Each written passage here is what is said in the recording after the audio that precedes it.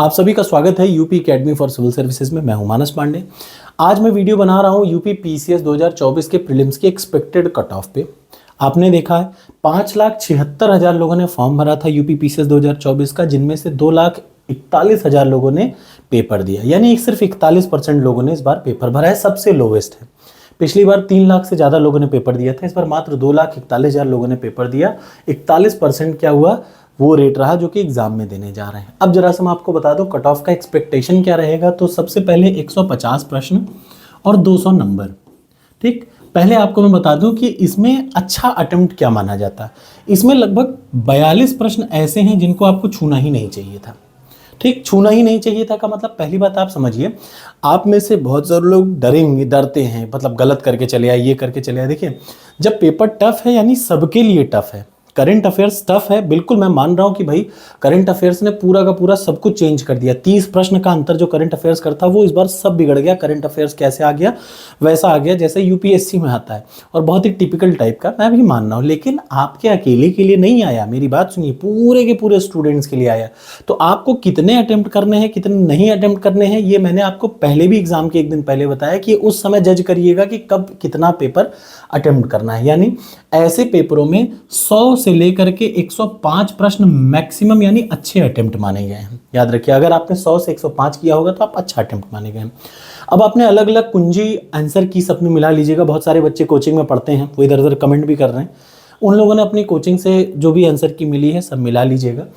अच्छा अटेम्प्ट है 100 से 105। अगर आप, याद रखिएगा, ध्यान से सुन लीजिए, अगर आप 75 प्रश्न सही कर पा रहे हैं, 75 प्रश्न मतलब सब कुछ हटा के 75 प्रश्न सही कर पा रहे हैं, ठीक है, अगर आपका 75% प्रश्न सही है तो आप मान के चलिएगा कि आपको मेंस देना है। ठीक है, मेंस देना है, ये मान के चलिएगा। अगर आपका 80 से ऊपर प्रश्न सही है, अगर 80 प्रश्न सही है तो 200%।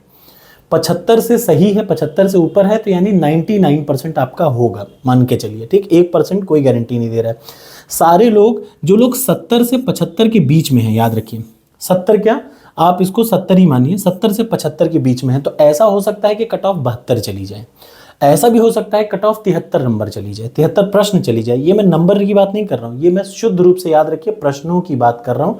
नंबर है 200 प्रश्न है ये। अगर आपका 80 प्रश्न सही है तो यानी आप कंफर्म एग्जाम दे रहे हैं आज से ही पूरी ताकत से। अब तक 30 लोगों ने मुझे मैसेज कर दिया है, मेल कर रखा है, जिनका 81, 86, 90 नंबर है, वो लोग कंफर्म पास हो रहे हैं। आप तत्काल तैयार, मैं बिल्कुल समझ रहा हूँ। देखिए, हर वो बच्चा जिसका नहीं होगा, अब वो किसी पे तो अपनी हार का ठीकरा फोड़ेगा ही, तो आप मुझ पे भी फोड़ सकते हैं, कोई दिक्कत नहीं। इससे मुझे भी कोई फर्क नहीं पड़ता, इससे अल्टीमेटली नुकसान आपका होना है। ठीक, 80 प्रश्न से ऊपर सही है तो कंफर्म।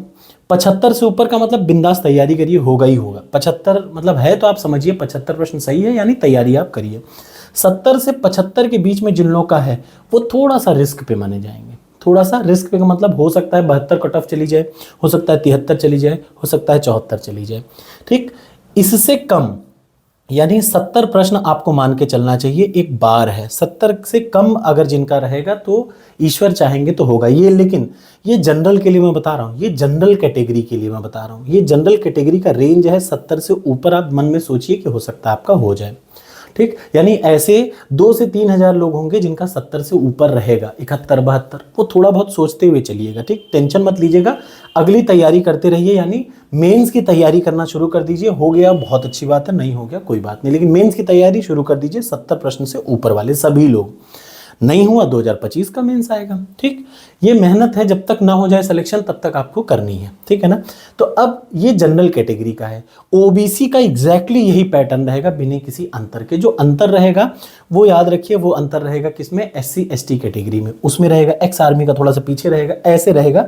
यानी आप अगर SC या ST कैटेगरी में आते हैं तो 60 से 65 के बीच में आपका कट ऑफ जा सकता है, बिल्कुल ये याद रखिएगा। ठीक है ना, इस रेंज में। यानी अब कुछ पेपर का पैटर्न ऐसा ही रहने वाला है आगे समय पे। करंट अफेयर से हम लोगों ने क्या शिक्षा ली, बिल्कुल मैं मान रहा हूँ ये फेलियर क्या है, इसमें आप कुछ नहीं कर सकते। इसमें इसलिए कुछ नहीं कर सकते कि भाई जब आयोग ने चाह ही लिया तो वो कुछ भी पूछ ले भाई, उसमें आप क्या कर सकते हैं, कुछ नहीं कर सकते। हाँ, ये चीज़ जिसने मेरी बात, एक बात अभी भी मैं फिर से आपको बता दे रहा हूँ, आपको लग रहा होगा लेकिन मैं फिर से बता दूं कि अगर आप 30 सालों के प्रश्नों को अच्छे से आपने 2-3 बार पढ़ा होगा तो आपने पाया होगा 2-2 प्रश्नों को मिला मिला के प्रश्न बने हैं। कई सारे प्रश्न आए हैं जो आते हुए प्रश्न को जिस लड़के ने गलत किया, देखिए आपने इसमें देखा होगा सीधा सीधा क्वेश्चन कैसे हैं, लगभग 70-80 क्वेश्चन हैं जो सीधे सीधे हैं बिना सोचे समझे। अगर आपने उनमें से किसी में गलती की यानी आप कन्फर्म फेल होंगे, ये तो सच है, ठीक है। तो यानी अगर आपका 70 से ऊपर सही हो रहा है प्रश्न, 70 प्रश्न से ऊपर सही है तो आप बिल्कुल पॉजिटिव मोड में रहिए, तैयारी करना शुरू कर दीजिए। अगर कोई कैटेगरी का स्टूडेंट है 65 से ऊपर सही हो रहा है, 60 रेंज में जा रहा है, तो वो भी 65, 60 नहीं कहूँगा, 65 से ऊपर किसी का भी जाएगा तो वो भी तैयारी करना शुरू रखे, ठीक। मेहनत करने वाले बहुत सारे बच्चे हैं। सारी कंपटीशन ये 2,41,000 पे मत जाइए, सारी कंपटीशन जो होती है वो ये 41,000 पे होती है। ये 41,000 बच्चे मेहनत करते हैं, इन्हीं 41,000 बच्चों में कंपटीशन होता है। ये जो आगे के 2 लाख है, मेरी बात याद रखिए, ये हमेशा रहेंगे 50 से लेकर के 60 रेंज में, 60 से लेकर के 70 रेंज में। लेकिन जो ये 41,000 बच्चे हैं, असली लड़ाई एक एक प्रश्नों की इनके बीच में एक एक नंबर की होती है। 41,000 बच्चे सिर्फ सीरियस रहते हैं इन परीक्षाओं में, ये सबको पता है। बाकी ये 2 लाख बच्चे मेहनत करते हैं लेकिन इनकी मेहनत में कमी रहती है, ये किसी एक चीज़ को फॉलो नहीं कर पाते। इसमें आपको बुरा भी मानने वाली कोई बात नहीं, आप किसी को भी अपनी हार का ठीकरा फोड़ सकते हैं, अल्टीमेटली नुकसान आप ही का होना है।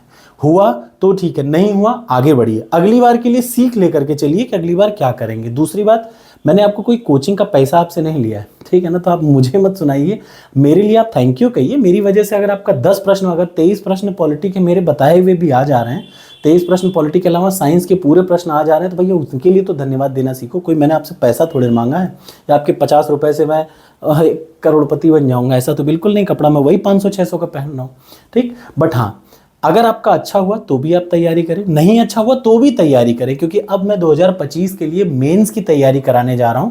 याद रखिएगा, मेंस की तैयारी आप जरूर करें, प्रीलिम्स की तैयारी अब अपने आप होती रहेगी। क्यों? क्योंकि अब तैयारी का पैटर्न आपको थोड़ा सा बदलना पड़ेगा, यानी अब लेवल थोड़ा सा बढ़ रहा है। लेकिन अच्छी बात यह है कि इस लेवल के सारे बच्चे तो हम ही लोगों में से है ना, तो लेवल बढ़ रहा होगा तो इसका मतलब अब जो क्राइटेरिया है वो थोड़ा सा कम होता जाएगा। Thank you so much. अच्छी लगे वीडियो लाइक करिए, अच्छी ना लगे बिल्कुल डिसलाइक करके जाइए। Thank you so much.